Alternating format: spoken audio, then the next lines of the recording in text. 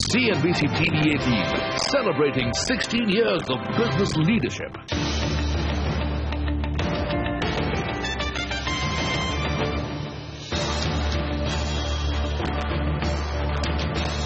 Bulls get battered for the sixth straight day as bears rule the roost on Dalal Street. The Nifty near 7,600, losing over 340 points in the last 6 sessions. The Sensex loses 1,100 points in the same period.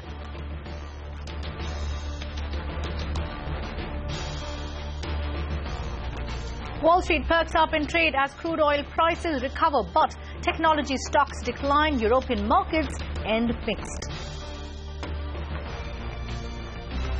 Pure political vendetta coming out of the PM office. Supreme Court, a number of judgments has said that even if there is political vendetta, the facts are the important thing. The judges must look at the facts. Rahul Gandhi calls the summons in the National Herald case a political vendetta by the Prime Minister's office. Even as Congress MPs continue to stall Parliament, hopes of forward movement on GST begin to fade.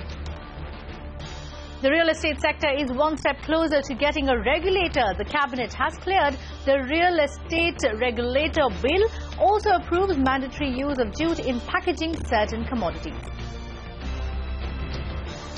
You will see an improvement in growth as you go through the year. Goldman Sachs expects India to buck the global trend, but pegs FY17 GDP only at 7.9%. Also expects inflation to accelerate. Indian IT companies brace up for tough times as 2 senators in the United States propose limiting the use of H-1B visas and throw in more stringent rules. Good news for the defense sector. The government reinstates services in the defense offset policy if force conditions apply. No respite for Nestle India and Maggi Noodles. Consumer Disputes Redressal Commission allows the government to carry out fresh tests on the instant noodles. India and Pakistan agree to start comprehensive bilateral dialogue. Sushma Swaraj calls her meeting with Pak PM Nawaz Sharif and Sartaj Aziz positive and cordial. No clarity, however, on the India-Pak cricket series. German Chancellor Angela Merkel is Time magazine's Person of the Year. She becomes the first woman to be awarded that title since 1986.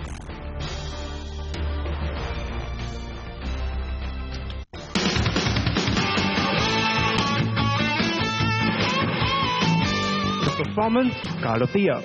Mercedes AMG C63S. The Performance Bike of the Year. Suzuki GSX S1000. Import SUV of the Year. Volvo XC90.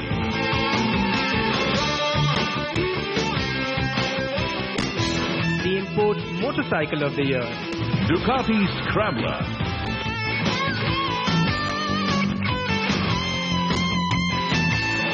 Compact Car of the Year. Ford Figo Aspire.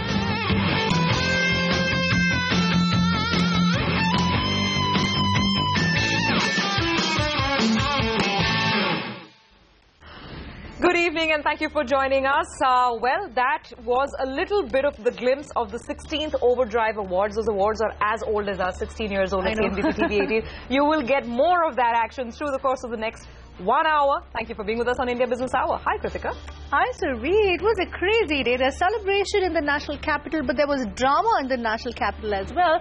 But before we get to the drama in the national capital, there was a volatile and dramatic session back home on the Indian equity markets, and it's not the first time.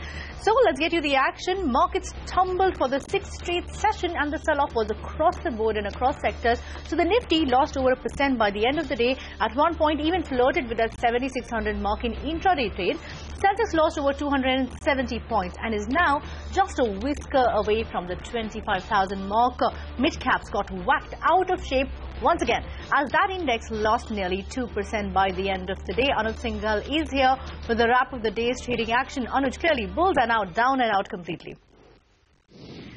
Well, bears have been in control of this market for some time now, and what they're doing now is pressing home their advantage, and the bulls are now throwing in the towel. And clearly, I mean, it was visible the way the market fell today, on low volumes, mind you. So this is a market in which it's more of a buyer strike than aggressive selling. But what's important is that we had the second lowest closing for the Nifty in 2015. 50 more points, and we are at 52-week low for the Nifty, and of course, corresponding level for the Sensex as well. And in today's trade, what really stood out was it was across the board selling, and the selling in mid caps, which was a warning as well in the morning, by the way. But look at the advance decline ratio. 1:8 is what we had in favor of the declines in today's trade. Let's talk about the stocks then. High beta stocks took a bit of a tumble, as was expected on a day like this. So metals were the biggest losers. Vedanta down 6%, Tata Steel down 3%, Hindalco down 3% as well. Among some of the heavyweight names, we had Reliance, which was down about 2.5%. Coal India was down 3%, and BPCL as well was down about 3% in today's trade. We should have also added Infosys in that list. That was also a big drag. Pharma stocks as well, Cipla, Dr. Reddy's, and Lupin were lower in trade. On the gaining side, you had a couple of names which looked good, like BHEL, which was a top gainer, up 2.5%. TCS was up nearly 2%, and ITC was up close to about 1%. Now to the space where we saw big collapse in today's trade. Again, some of the F&O favorite names. Look at some of these names. NCC was down 7%. At one point was down 10%. CSC was down 5.5%. Glenmark was down about 5%. In fact, lots of other stocks like Ajanta Pharma as well were lower. Apart from that, high beta names like JP Associates, Jain Irrigation, Amtech Auto, all of them lower by about 5%. So an ugly day for the market. The big question now is, will the market take support at the 52-week low, or will the market actually make a fresh 52-week low? That's something that we'll find out over the next 3 or 4 days. No sign of the Santa Claus rally, so to speak, so far in December. The market has seen a 6-session losing streak now. Nigel has been crunching some numbers for us, and he's joining in with the details. Nigel, it's not been too long back that we saw a similar sell-off, but is it worse this time? Well, absolutely right. The last time we saw a 6-day losing streak was only at the end of October. But at that time, we lost only around 240 points. Take a look at what's happened this time around. We have lost more than 100 points, as we've lost 340 points. The Bank Nifty as well is down 750 points.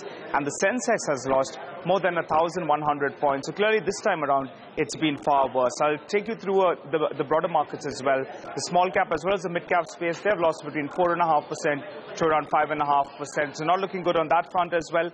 And the big losers really have been the PSU banks as well as the metals. So both those two indices are down between around 7 to around 7.5% in the last 6 trading sessions. But the reason the Nifty falls is because of the heavyweight stocks. So let's pull them up for you on the screen. The likes of IDC, HDFC as well as ICICI Bank.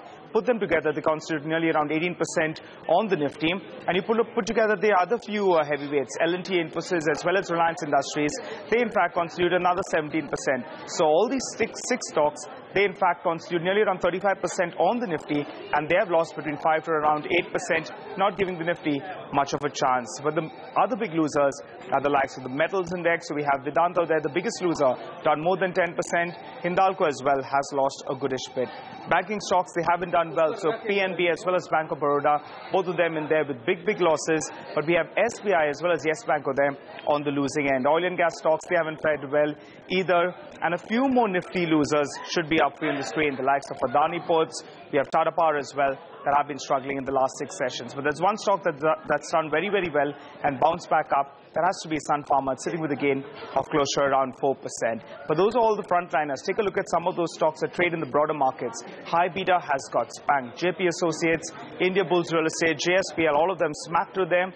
Even something like India Cements and TVS Motors, both of them have lost more than 10%. And a few more losers, some of those banking and financial names, the likes of IDFC as well as Orient Bank, all of them have lost big time in the last 6 trading sessions. Back to you. All right, Nigel, thanks for putting that into perspective. So 6 days of pain for the Indian equity markets. But let's turn our attention to the global markets then. US stocks also opened in the day in the red, but we are seeing some kind of recovery in a way. So S&P 500 up by 0.7%. The Dow up by about 1% roughly, and the Nasdaq slightly flattish at this point in time. And across the Atlantic then, European markets were fairly mixed. It was a volatile day in trade today. So markets opened strong when all gains gains were wiped out, but some late recovery of sorts pared some of the losses. So the CAC, the DAC and the FTSE all fairly in the red. It's been a very volatile session for the European markets, and it's pretty much the same case for crude. Absolutely. It seems markets are completely indecisive after the big fall that we've seen, Kritika. Oil prices have also recovered from yesterday's lows, at least, on a sentiment boost as US crude inventories dipped, and Japan reported a very smart rise in factory orders today. As we can see, both those contracts, Brent and NYMEX, are up quite handsomely. NYMEX now looking at a gain of over 3%. Well, there won't be much respite for crude prices. That's the word coming in from the executive director of the international energy think tank IEA. Speaking to CNBC, Faith Barroll says that this will only lead to further investment cuts in 2016. We have about $40 oil price today, and when we look at the 2016, I don't see many reasons why we can see a upward pressure on the prices, because there is already a lot of oil, demand is weaker, and we may well see Iran to come back, and there will be a lot of oil. So 2016 may well be another year with lower prices. According to our numbers, this year oil investments will decline more than 20%, the highest decline in the history. And moreover, next year, 2016, there will be a continuation of the decline in the oil investments. And we have never seen in the last 30 years, 2 years in a row, oil investment decline. Well, so there could be some more pain ahead in 2016 for crude prices. But let's shift focus to Main Street then. The rupee has finally managed to end the day on a fairly flattish note. So this is after edging towards that 67 to a dollar mark in intraday trade today. This again after the greenback finally showed some signs of weakness against other global currencies. But on that note, let's get across to some macro data. Global growth will remain sluggish in 2016, but India will buck that trend. That's the outlook from Goldman Sachs for the upcoming new year 2016. In a research report, Goldman Sachs estimates growth in FY17 to accelerate to about 7.9%. Now, this is still well below the government's expectations and targets. The investment bank believes that the government spending and benefits of RBI's previous rate cuts will spur growth in India. However, inflation is worrying Goldman Sachs, and it predicts an uptick to about 5.3% in FY17. And this will also limit the space for the Reserve Bank to actually look at easing rates further. I think the external drag continues in 2016 because we're not seeing a sharp upturn in the global economy, but domestic demand in India has turned. If you look at urban consumption demand, for instance, it's clearly showing an uptick now. I think this cyclical upturn, which is based on domestic demand, can continue in 2016. So you will see an improvement in growth as you go through the year. All right, let's quickly run you through a couple of crucial cabinet decisions that came out this evening. The real estate sector is one step closer to getting a regulator. The Union Cabinet has cleared the real estate regulator bill. Here's what the bill proposes. A regulatory authority will be set up in all states and union territories. Mandatory disclosure of all real estate projects. Promoters cannot change plans or designs without the consent of consumers. And in a bid to help jute mills and farmers, the Cabinet has approved the mandatory use of jute in packaging certain commodities. This will be a shot in the arm for companies like Gloucester and Cheviot, which run jute mills. The decision is expected to provide some relief to nearly 4 lakh workers in jute mills across the country. Moving on, the monsoon session was a washout once again today due to the Congress-led opposition protests. And from what it looks like, things do not look bright this session either as far as passing key legislation is concerned. The Herald storm continues to rock Parliament for the second day in a row, with an adamant Congress not willing to step off the pedal. A cornered government has now gone on the offensive, accusing the opposition of hitting out at what they claim is aimed at the judiciary through Parliament. And a stubborn Subramaniam Swamy, who is the petitioner in the National Herald case, is not helping the government's case or cause either. He says that bills like the GST Constitutional Amendment Bill cannot dissuade him from his fight against corruption, just adding more fodder to the Congress's claim that the entire case is nothing but political vendetta, politics being practiced by the government. 100% political vendetta, pure political vendetta coming out of the PM office. This is what this is. This is their way of doing politics. Pure 100% vendetta. I have full faith. I have full faith in the legal system of this country, and we will see at the end what comes out. The truth will come out. The Supreme Court, a number of judgments has said that even if there is political vendetta, the facts are the important thing. The judges must look at the facts. हम लोग भ्रष्टाचार के विरुद्ध में लड़ने में GST की bill हो या माँ बाप की बिल हो, सबको त्याग करने के लिए तैयार है. Congress party would like to see the government's formulation on those three issues and how well it accommodates the concerns that we have expressed on those three issues. So unless we have the government's formulation on these three issues, I do not see how we can take the process of passing the GST bill forward. Also, the hopes of the GST bill being passed in this winter session of Parliament fading away by the day. But let's get sector-specific then. In what could be a blow for Indian IT companies, two senators in the United States are proposing to limit the H-1B visas and also impose some stringent rules. IT stocks were in fact under pressure at the back of that. Infosys, HCL, Tech Mahindra battered in trade, but surprisingly, TCS kind of held its head above the water. Now, all in all, it's a bipartisan support with the Republican and a Democratic senator batting for stringent visa rules. Now, here's what exactly they want. Cut the number of H-1B visas issued every year from the current 85,000 to 70,000. Apart from this 15,000 cut in visas, they also want the highest wage earner to get the visa first. This, in fact, is a second anti-immigration bill of sorts. In November, two senators had moved a bill seeking, again, strict visa rules. The earlier bill had sought stricter rules like companies cannot replace a local employee with an H-1B visa holder, and companies must prove that they tried to hire an American first before hiring a H-1B visa holder. But experts are for now playing down the fears that this may actually become a law. They also believe that more local hiring will not have a major impact on the margins of Indian IT companies, considering the fact that most Indian IT companies have already been hiring locally in the last 4 to 5 years. We in fact caught up with the president of NASSCOM earlier today. He said that there was a need to increase the issuance of H-1B visas rather than decrease it, and that the NASSCOM, which is the industry body, will be taking this issue up with the US government and the Indian government.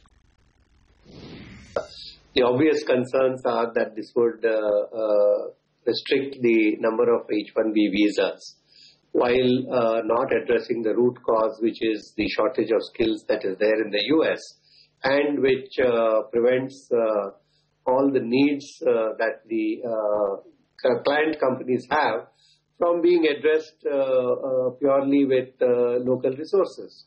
So it's a combination of visa holders and local talent which is used to meet the needs. And that has been calibrated at a certain level. There have been enough opinions expressed that on the need to increase rather than decrease the number of H-1B visas. All right, from IT to defense, a shot in the arm for the services sector. The government has reinstated services as eligible offsets for military contracts. Companies that specialize in software development, MRO, engineering design, among others, will now be able to be eligible to get military deals. Reports suggest that this will open up potential for business worth a whopping $3 billion. In fact, earlier this month, Shireen Bhan spoke to Boeing India's head on the offset policy. Here's what he had to say. In terms of short-term pain points that all of us dealt with is on offsets. You know, how do we actually execute on offset commitments? It's highly constrained. So if there is some flexibility... More constrained than other markets that you operate in? Certainly, probably the most constrained set of rules, at least in terms of implementation, than any other market we've seen across the world. So relaxing of some of the constraints will actually help us deliver on the promise of offsets. So offsets are designed to catalyze manufacturing. Hasn't actually quite delivered on that. Is it because it's more skewed towards PSUs? No, it's not exactly that. It's more about, you know, how much flexibility the OEMs have in choosing and working with their offset partners. Okay. So that flexibility, if that comes our way, it will certainly help us do more in India. And at least the discussions we've had with the government, we see encouraging signs on that. Obviously, we're waiting for a formal notification on that. All right, so that's all about IT. Now, fiscal year 2014-15 was election year for India, and not surprisingly, party coffers saw money pouring in. So much money, the total contributions received by national political parties jumped 151% from previous year's levels. Interestingly, it's telecom giant Bharti's electoral trust that has opened its wallets the widest, spending a whopping 132 crore rupees across parties. Joining us now to talk about this is Major General Anil Verma, head of the Association for Democratic Reforms. Major General Verma, thank you so much for being with us on CNBC TV 18 on India Business Hour. Let me first start by asking you, do you think that returns that have been reported by these parties are actually fair numbers, or have they been underreported? See, we cannot sort of comment on that because, as you are aware, this forms only the amount of donations which the political parties receive, which are above rupees 20,000. As you are aware, as per the law, they are not required to report the donations which they get, which are below 20,000 rupees. Now, that is actually the major component of the donations which they receive. It is ranging from 75 to 80% of the donations which they receive.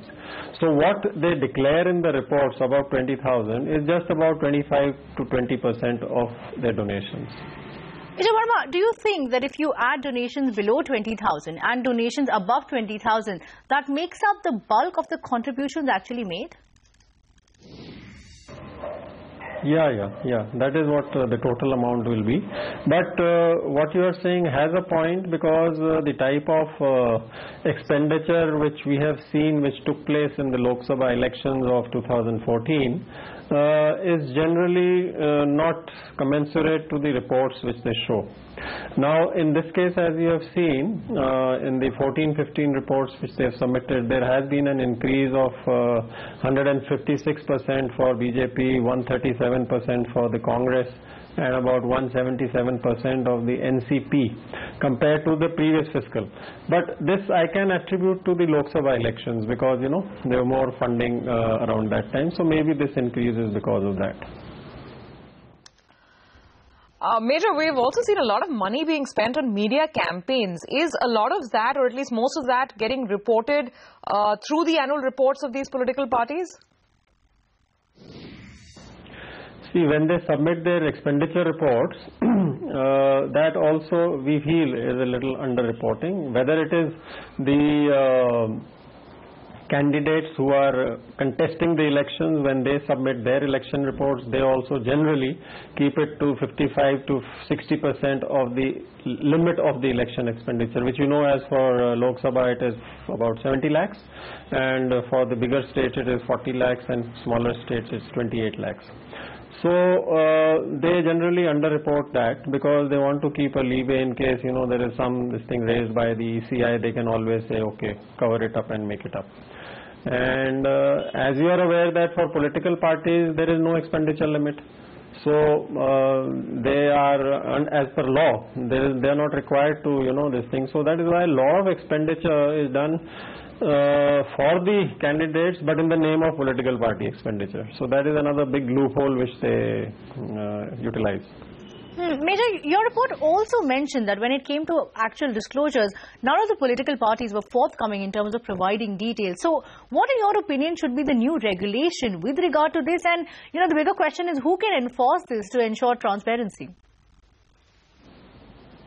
See, in June 14 last year, the Election Commission had issued these guidelines, 5 guidelines for them. Basically, the main reason why these guidelines were issued was that to ensure transparency in political party funding and to reduce the issue of black money.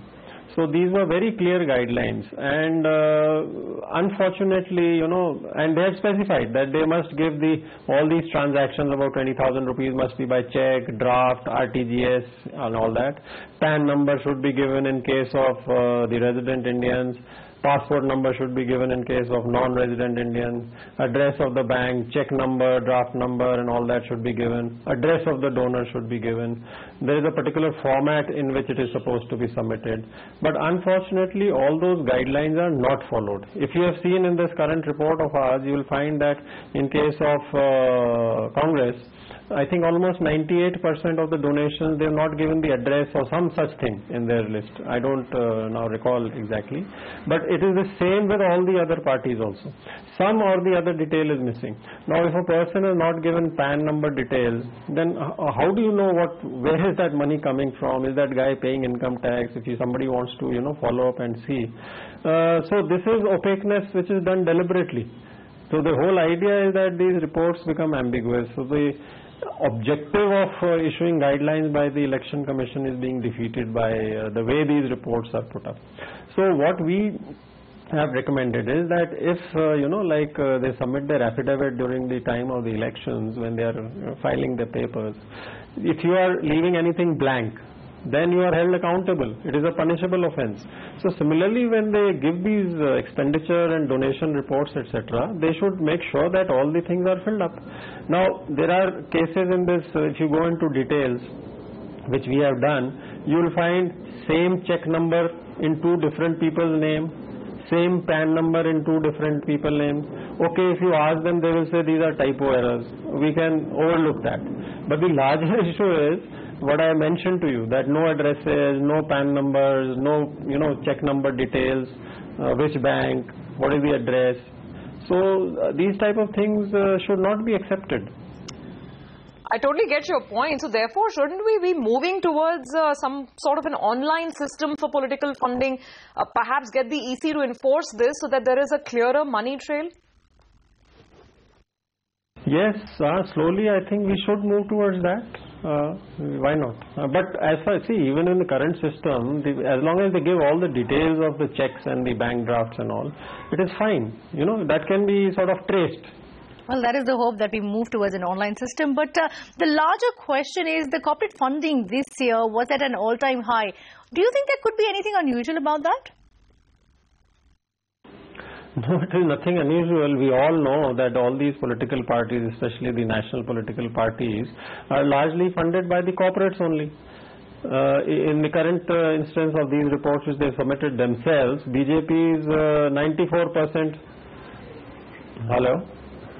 BJP is 94%, Congress is 90%, NCP is 98% of the funding is from corporates.